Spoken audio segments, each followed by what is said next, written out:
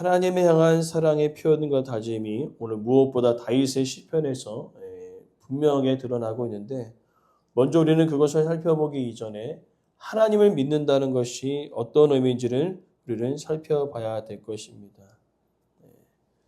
많은 자들이 하나님을 믿는다라고 했을 때 단순히 천국에 가서 좋은 곳을 갈 수 있기 때문에, 또 어떤 사람은 뭔가 이 땅을 살아가면서 하나의 의지가 되고 위로가 되기 때문에, 또 어떤 사람은 좋은 사람을 만날 수 있는 기회가 있기 때문에, 또 어떤 사람은요 결혼이나 사업의 수단이 되기 때문에 라고 이야기하는 것입니다. 즉 지금 언급한 것들의 공통점은 무엇이냐면요, 내가 원하는 무언가를 얻기 위하여 하나님을 믿는다는 것이지요. 그러나 정말 우리가 하나님을 믿는다는 것이 이렇게 하나님이 원하는 무언가를 우리가 그저 주면, 하나님께서 우리에게 원하는 것을 주는 것, 그것이 기독교인가 우리는 생각해 봤을 때 그렇지 않다는 것입니다. 하나님을 믿는 것이 앞에서와 같이 우리가 무엇을 드렸을 때에 하나님께서는 우리에게 무엇을 주신다는 그 개념들은요, 세상의 종교의 개념이라는 것이지. 즉 종교는 무엇입니까? 어떠한 초월적인 대상이 있습니다. 그 대상에게 내가 무언가를 얻기 위해 노력했을 때, 또 불교에서는 뭐 고행이고 또 수행이고 또 때로는 돈과 뭔가를 우리가 했을 때에 하나님께서 무엇을 주신다라는 개념이 종교의 개념이라는 것입니다. 그러나 우리는 기억해야 될 것은요, 하나님은 온 땅을 창조하신 분입니다. 부족한 것이 없습니다. 우리가 뭘 들었다고 해서 하나님께서 우리에게 무엇을 주시는 개념이 아니라는 것이지. 그런 개념보다는 하나님을 믿는다는 것은 바로 언약의 관계에 있다는 것입니다. 우리가 무엇을 어떠한 조건에 되어서 주시는 것이 아니라 단지 이 믿는다는 개념은 사랑한다는 개념이 더 크다는 것이지요. 그러니까 하나님께서 먼저 우리를 사랑해 주셨기 때문에 우리는 하나님을 사랑할 수 있게 되어지는 것입니다. 그렇기 때문에 우리가 쉽게 설명하자면, 우리가 결혼을 할 때 지금은 뭐 무슨 조건을 내밀고 있지만은, 결혼하는 가장 근본적인 이유가 뭡니까? 서로 사랑하기 때문이죠. 뭔가 너가 아파트를 준비했니, 뭐 살림살이를 준비했니, 그거도 있었지만은 그거보다 더 큰 이유는 무엇입니까? 사랑하기 때문이었다는 것이죠.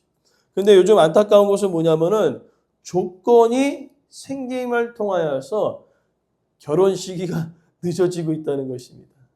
예전에는 뭐 조건이 어디에 있습니까? 서로 사랑했기 때문에 서로 결혼해서 하나하나를 장만해 나가는 것들이 예전의 결혼의 풍습이었다면, 지금은 어떻습니까? 다 준비되고 결혼을 하려니 있어요, 없어요? 없는 것입니다. 사랑보다 지금 현재는요, 조건이 더 부각되어지고 있는 안타까운 현실에 살아가고 있습니다. 그렇기 때문에 우리는 결혼할 때 우리가 결혼 서약을 하죠. 어떻게 합니까?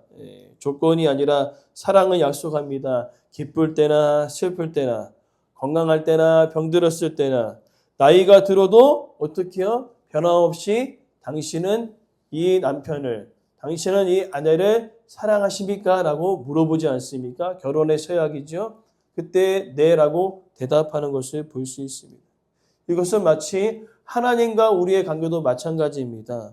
하나님께서 우리를 먼저 사랑하여 주심을 통하여서 남편과 아내가 되었지요. 또 때로는 아버지와 자녀의 관계가 되었습니다. 이게 뭔가 조건이 있어서가 아닙니다. 하나님께서 우리를 사랑하셨기에 아내로, 신부로, 또 자녀로 삼아 주셨다는 것입니다. 그러나 우리가 기억해야 될 것이 있습니다. 무엇입니까? 조건이 없다고 그냥 막 살아가는 것이 아니죠. 무엇입니까? 책임과 의무가 있다는 거예요. 남편으로서 책임, 아내로서의 책임, 또 자녀로서의 책임과 의무가 따르다는 것이죠. 그러니까 조건은 없어요.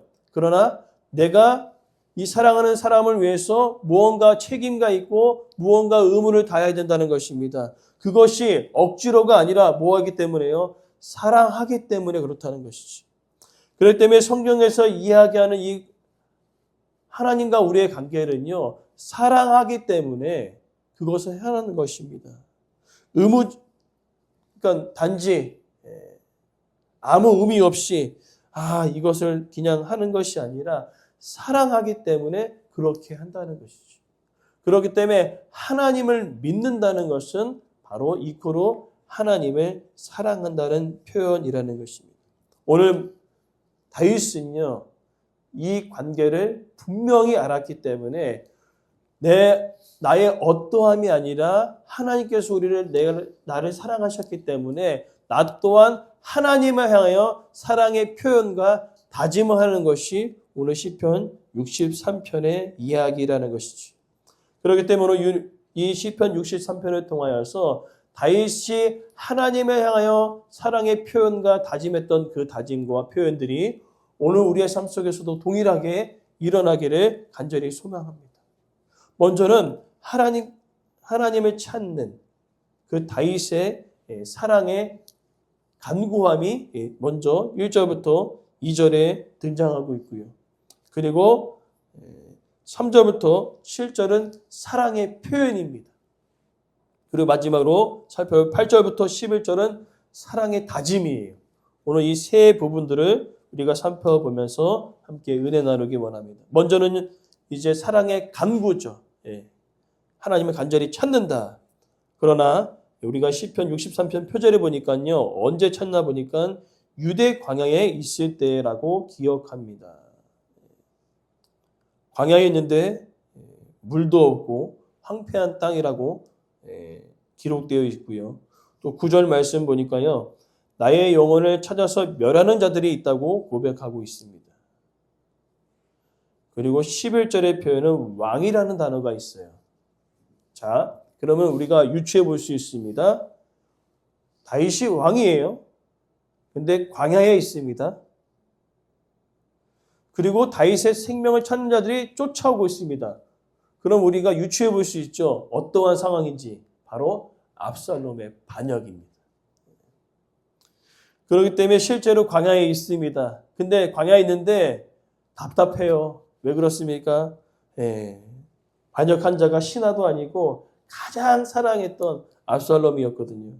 그러니까 마음이 아주 찢어집니다. 근데 그 찢어진 상황에서 시편 63편은요. 놀라운 것은요.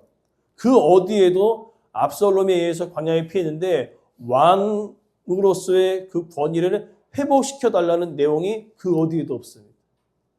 지금 유대 광야에 있는데 그 광야에서 빨리 회복되어서 다시 한번 어떻게요? 왕권을 회복해달라는 간구가 단 하나도 없다는 것이에요. 오히려 그 상황 가운데 다윗은요. 하나님을 간절히 찾고 있는 것을 볼 수 있습니다. 그러니까 다윗의 걱정은 지금 내가 왕위를 어떻게 다시 회복하지? 또 때로는 이 압살롬이 잘 통치할 수 있을까? 그런 것을 걱정한 것이 아니라 오히려 그의 마음을 지배했던 것은요. 하나님을 찾는 마음이 더 간절해졌다는 것입니다. 오늘 본문에 보니까요. 간절히 주를 찾는다라고 1절 말씀에 고백되어 있는데 이 단어는요. 일찍 주를 찾는다라는 개념이 있습니다. 즉 본래 단어는요. 간절히 찾는데 언제 찾냐면 새벽이란 단어가 내포되어 있는 말씀이라는 거예요. 새벽에 간절히 주를 찾는다. 이것을 좀 더 우리가 쉽게 표현하자면요. 우리가 하기 싫은 일은 어떻습니까? 최대한 미루죠. 최대한 미룹니다. 그러나 반대로 하고 싶은 일은요. 최대한 빨리 합니다. 우리 멀리 갈 것도 없습니다. 우리가 때로는 자녀들을 우리가 키워봤으면 알지만은 이 게임 있잖아요. 게임 하는 거를 가만히 내버려 두면요 어떻습니까? 밤새 해요. 새벽까지 합니다. 왜 그렇습니까? 너무 좋아하기 때문에.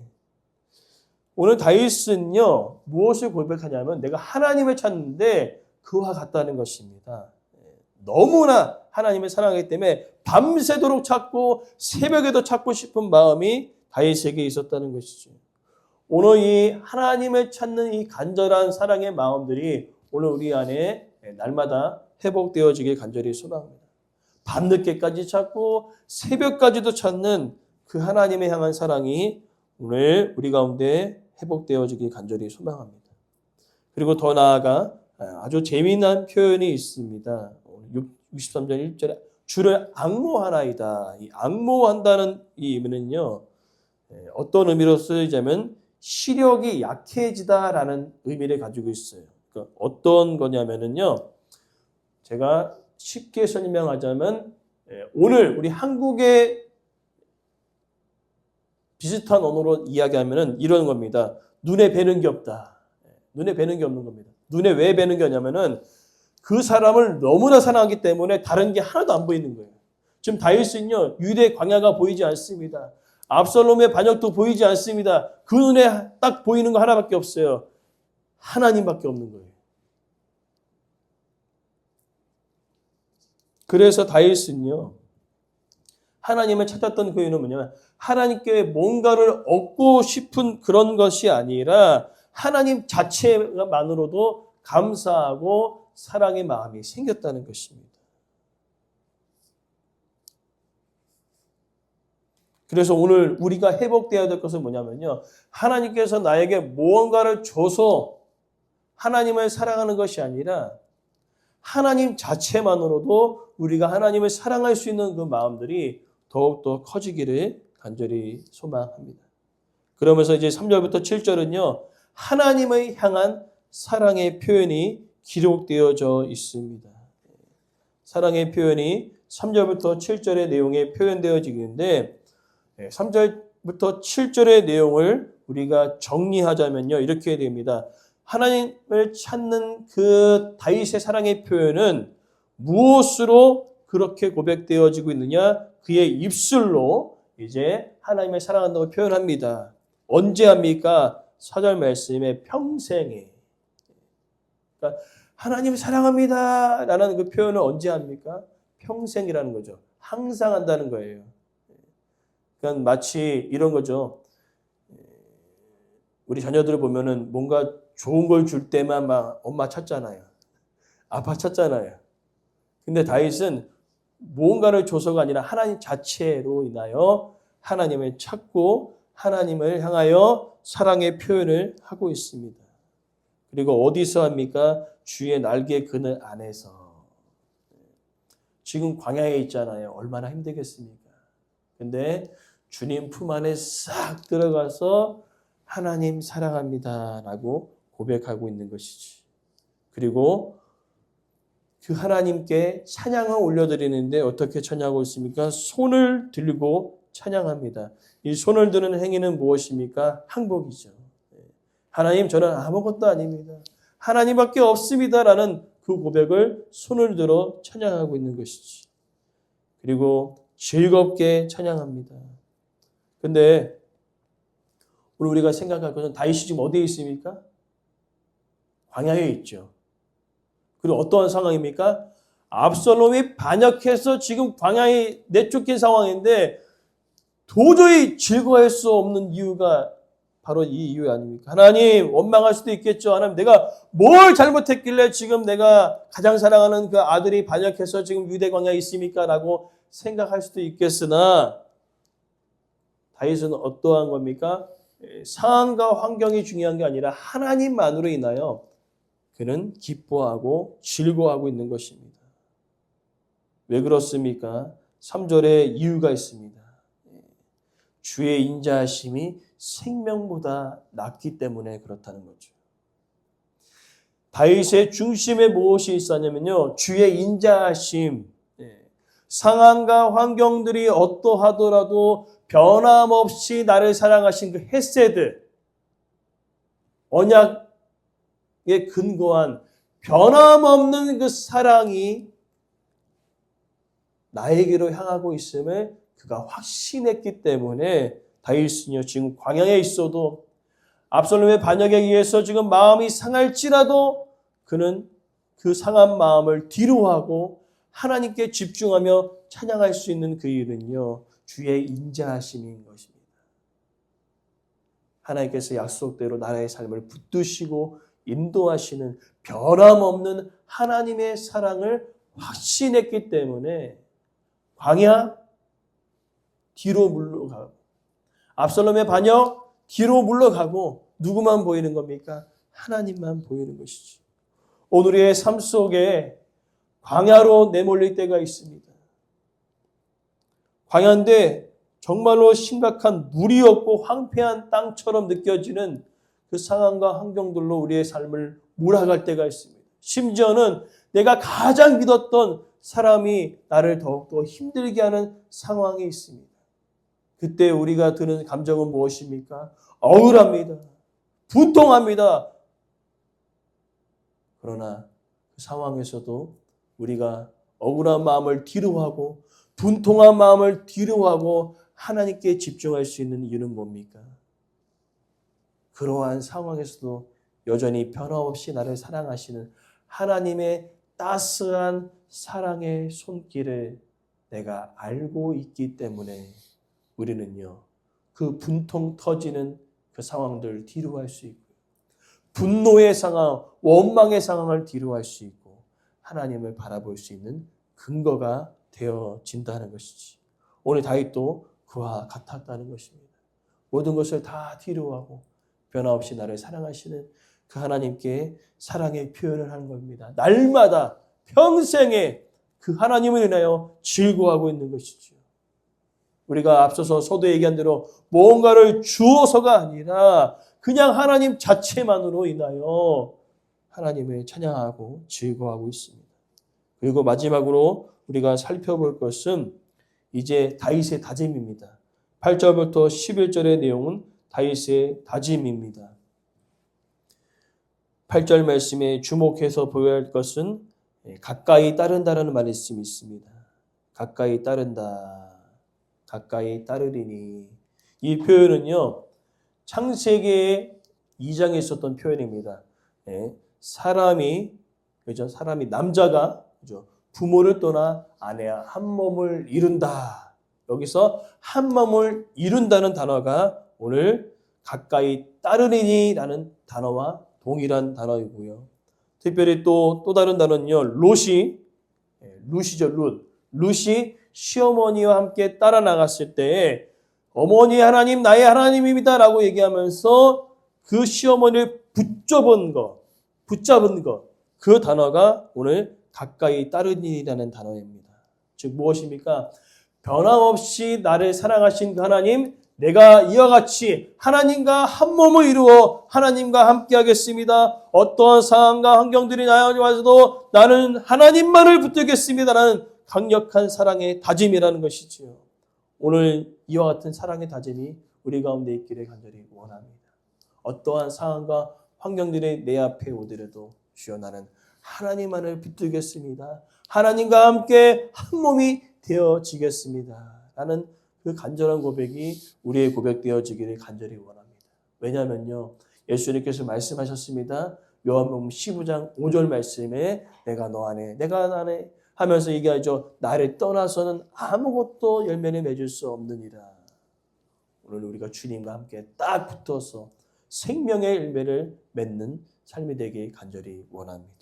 그리고요, 그렇게 딱 붙어 있으면요, 10절 칼의 세력, 승량이 와도 필요 없습니다. 악한 세력들이 내 삶 가운데 몰려올지라도 괜찮아요. 왜 그렇습니까? 하나님이 나와 함께 하시기 때문에. 그래서 11절 말씀에 이렇게 고백하는 겁니다. 주께 맹세한 자마다 자랑할 것이나 거짓말하는 자는 그 입은 막히리로다. 하나님을 정말로 사랑하는 자, 그 그는 하나님을 자랑하는 자라는 것이지. 그러나 정말로 하나님을 사랑한다 얘기하지만 거짓으로 행하는 자들은요, 그 입이 다물어질 것이라는 거죠. 오늘 우리가 하나님을 믿는다는 그 개념은요, 하나님을 사랑한다는 것과 같다고 제가 말씀을 드렸습니다. 그리고 다윗은요, 지금 상황, 광야 가운데 있습니다. 압살롬의 반역으로 인하여 마음이 아주 슬픕니다. 그럼에도 불구하고 그는 그 마음을 다 뒤로하고 변함없이 나를 사랑하신 하나님께 집중하며 하나님을 붙잡는 삶을 살아갔던 것처럼 오늘 우리가 이와 같아야 될 것입니다. 세상의 종교처럼 우리가 무언가를 해서 하나님께서 우리에게 무언가를 주시는 것이 아니라 우리의 어떠함이 아니라 그냥 무조건적으로 우리에게 사랑을 베푸신 그 하나님 앞에 우리가 변함없이 하나님과 함께 되어지고 어떠한 상황에서도 하나님을 붙잡는 그 사랑의 표현과 다짐들이 날마다 삶에서 일어나기를 간절히 소망합니다. 그 이유는 우리를 변함없이 사랑하신 주의 인자하심이 생명보다 낫기 때문이라는 것이죠. 오늘 그것을 우리가 묵상하면서 생명보다 나은 그 예수 그리스도를 보내주신 그 하나님의 사랑을 우리가 날마다 고백하며 주님 앞에 평생에 항상 하나님을 찬양하고 자랑하는 우리의 삶이 되기를 간절히 소망합니다.